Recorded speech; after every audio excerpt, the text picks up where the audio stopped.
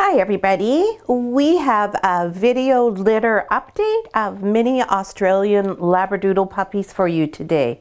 This is our litter of mini Labradoodles with Bernadette and our boy Copper. And this is the ABC litter. These puppies are almost a week old, and we thought everybody would like to see how they're doing, and we'll just give you a little bit of an update about Bernadette, each of the puppies and their weight gains, and we're going to give you a little bit of information about puppy nutrition as well.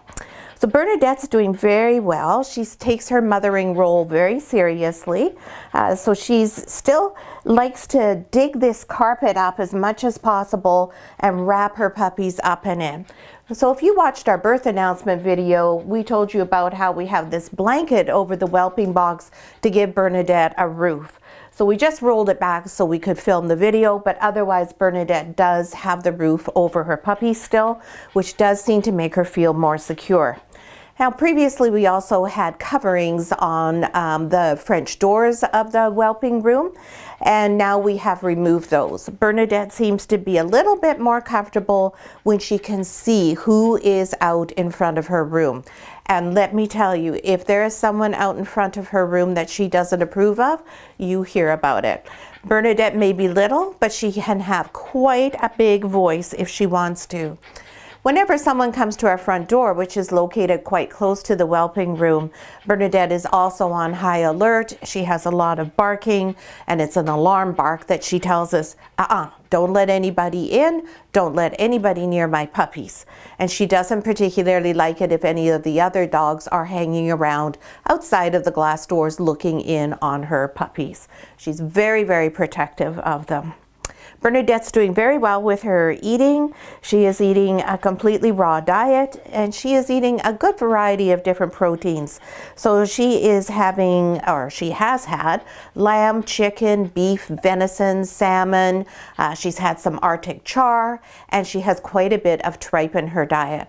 Now, one of the reasons we add the tripe in is because tripe does help to balance the hormones. And tripe goes in, well, everything she eats goes into her milk, which also goes to the puppies. And when we add tripe into the food, we can tell a big difference in our mama dogs, who are a little bit calmer, a little bit more relaxed about being a mom.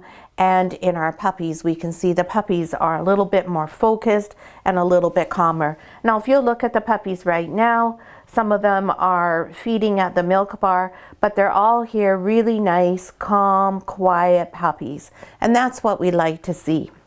Now in this litter, we have one puppy with some special nutritional needs, and that's our little black collar girl who is underneath here, trying to find her way. This is her here. She is the smallest puppy in the litter by a significant margin. So we were not too happy with the amount of weight she was gaining. And if you can see here how her little head is poking up, she's trying to find her way to a spot. But you can also see that she's not strong enough to really push her way around. I mean, if you just look at Green Collar compared to her, the size difference is quite remarkable. So what we are doing is we are giving Black Collar Girl extra food. So we're supplementing her 3 or 4 times a day. And how we do that is we tube feed her. So we have a formula that we give her. And then to tube feed a puppy, you have a very, very thin tube, very flexible, very, very thin.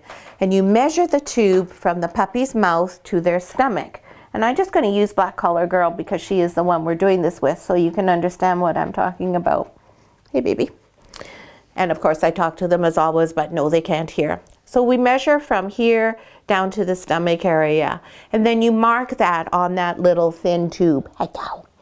And then we warm up the formula so that it is body temperature, because these puppies would absolutely be frozen if we gave them a cold meal out of the fridge. The formula is kept in the fridge. So we warm it up by heating water in the microwave, and then we put the syringe with the formula in it in the cup of hot water.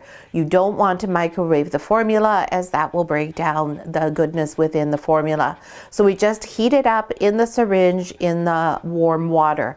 And we wait until it's not room temperature rather, but body temperature. And it's the internal body temperature of the puppies.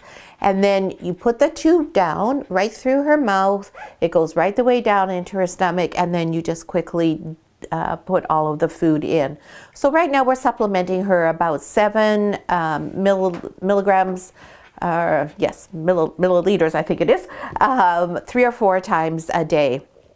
That helps her remain robust. It helps her grow. It gives her that little bit of extra impetus so that she is going to be able to catch up and keep up and be able to nurse on her own more readily. We also come in and check her regularly, because the other thing is if a puppy's not nursing as robustly as the others, you can have them become dehydrated. And to check to see if a puppy's dehydrated, you pinch their skin and you twist it and you wait and see how long it takes to go back. Now you can see right now, that took a long time to go back.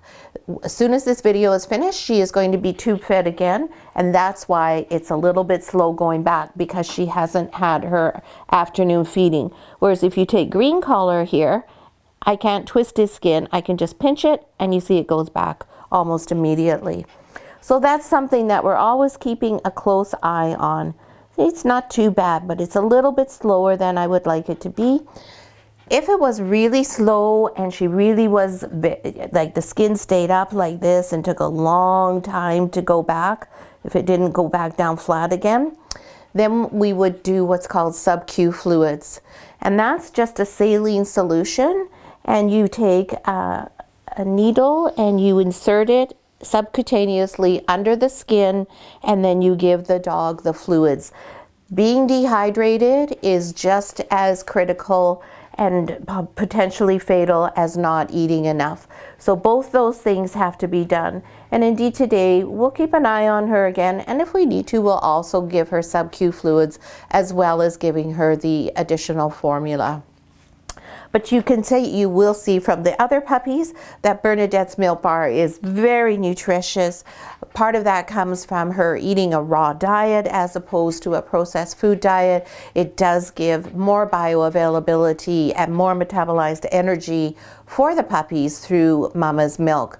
And the reason for that is just that mom is able to extract more value out of the food more readily when it is a raw product as opposed to a processed food product. Now, raw comes in lots of different forms. Our puppies generally, or our dogs, generally eat a frozen raw product. But we also have a dehydrated raw, and we have a freeze-dried raw that we give them as well. Sometimes when they're pregnant or lactating, especially when they're pregnant, the whole thing about eating the raw food and the odor, just like with pregnant women, it isn't as very appealing to the dogs. So if you give it to them in the dehydrated form, it's crunchy, it's smaller, and it doesn't have as strong an odor, and they're likely to eat that. Same with the freeze-dried. It can be crunchy, it can be soft, you can put it into water if you want, you can even soak it in goat's milk if you like, or you can just feed it as the little pucks that it comes in. And again, the smell is not as intense, and so sometimes girls, when they go off of their raw when they're pregnant, they'll be happy to eat that form of raw. Is it all equal? Somewhat, mostly. The dehydrated food and the freeze-dried both lose some of the bioavailability because it has been processed to a degree. Freeze-dried is a flash process. It's done at a very cold heat, at a cold temperature. So it tends to preserve most of the quality of the food when it's been freeze-dried. The dehydration is done with heat, but at a low heat and sort of in a more natural way. So again, there's less loss of goodness from the food. Even when you freeze the raw, if you have fresh food, that's the ultimate. Even when you freeze raw and you do it at a very low temperature and do it very quickly so that it's flash frozen, you're still going to lose some of the bioavailability in that food. The least amount is lost with the frozen raw, the second least with the freeze-dried, and the third least with the dehydrated. And the freeze-dried and the dehydrated don't have a huge difference, provided that you're using a dehydrated raw food that is done at a low temperature. So that's your little bit of information about feeding and nutrition today. And now what we're going to do is go through each of the puppies in their birth order, and we'll just give you a little bit of an update on their birth weight, or their current weight rather. So the first puppy that was born in this litter is our no-collar boy, who's over here. They're all going to be mad because they're all nursing, so they're all going to be angry at me for taking them away. You can hear him grunting. You can see this is a really juicy puppy. This has a big plump tummy, beautiful white across his chest, and he's this really pretty golden highlighted chocolate color. He's going to fade out a bit. He's not going to stay this dark. He is probably a sable, so he'll probably clear out. Oh no! So there's an example of Bernadette being protective of her puppies. She can see one of our other dogs out there, and she's not liking that. So she's telling everybody, stay away from my puppies. And you heard this puppy cry, and that's because she got up in such an excitement that she stepped on her puppy. So while she's being a very good mother and being protective, she's also being a little bit silly because she is actually stepping on her puppy. So let's get back to no-collar boy here. He is currently weighing 376 grams. So he's doing very nicely in the weight gain department. So we'll just put him back over here. Next we have our little tiny girl, black collar girl. So she's 201 grams, and you can see how much smaller she is than everybody. She fits in my hand. She's very tiny. Now, lots of people ask, because she's so tiny and because we have to tube feed her, does that mean she's always going to stay really, really small? And some people refer to a puppy like this as a runt. Well, she's not a runt. There's nothing the matter with her. A runt refers to a dog that has some issues and concerns. She's not developmentally delayed. She doesn't have any birth defects. She just is taking a little bit longer to get in the weight gain department.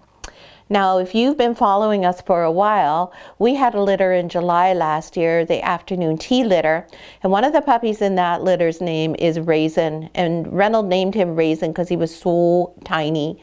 He did not get this big for weeks and weeks. We supplemented him, we tube fed him. We never thought he was going to survive. We never thought he was going to gain weight.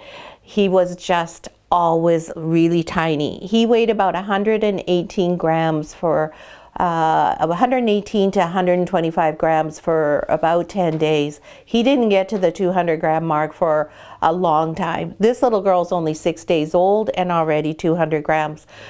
Raisin currently weighs 28 pounds. Raisin is bigger than his two litter mates. So it doesn't matter where you start in terms of your size, as long as you're being nourished and as long as you're getting everything you need at this point to get you through, then it's amazing what can happen. Ripple's brother Wilson was also very tiny, just like this little black collar girl is. Very, very small, not too robust. And again, we helped him, we took care of him, we made sure that he was always getting enough nutrition, and he now is much, much bigger than Ripple herself is, whereas Ripple easily outweighed him by 3 times when he was a little fella. So don't be fooled. And it's just like, who is the biggest now? It doesn't mean they're going to be the biggest as an adult.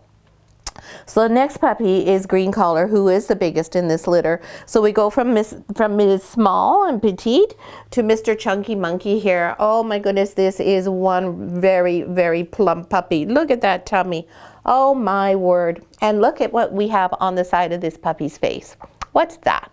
Well, that is a sort of phantom type marking.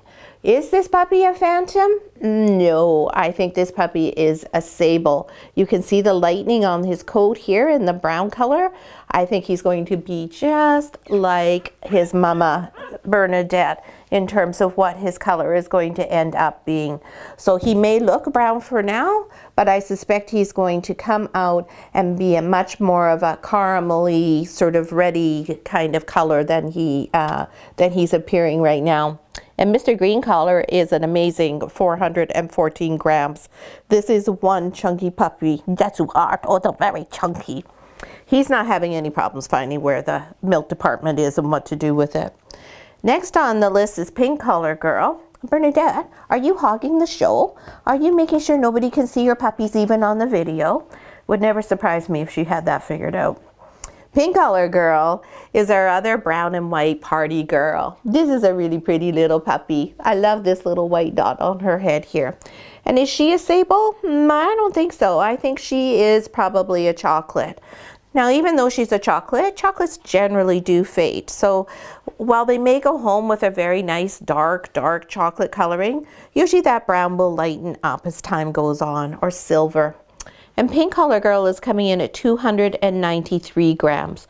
So she's not that much bigger than black, but when the weight is this minimal, then it tends to be quite a big difference when you have that 90-gram difference there.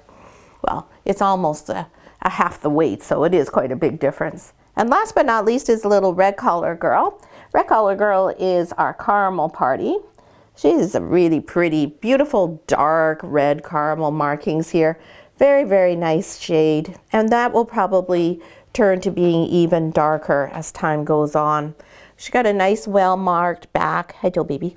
And then through here, it's almost what we call an iced caramel because there's some white smooshed in there. And Red Color Girl is coming in at 374 grams. So all doing really well. Black Color Girl is just needing a little bit of a helping hand from the humans, which we're, of course, more than happy to give her. And like I said, we just tube feed her the 3 to 4 times a day, and that's what we're going to do as soon as we wrap this video up, because it is time for her little afternoon top up. So I hope you enjoyed today's video. Please don't hesitate to ask any questions you may have. I love to talk about Labradoodles, so I'm happy to answer any questions that come to mind for you. And if you enjoyed the video and have a sec, please give us a thumbs up. Thanks so much for watching.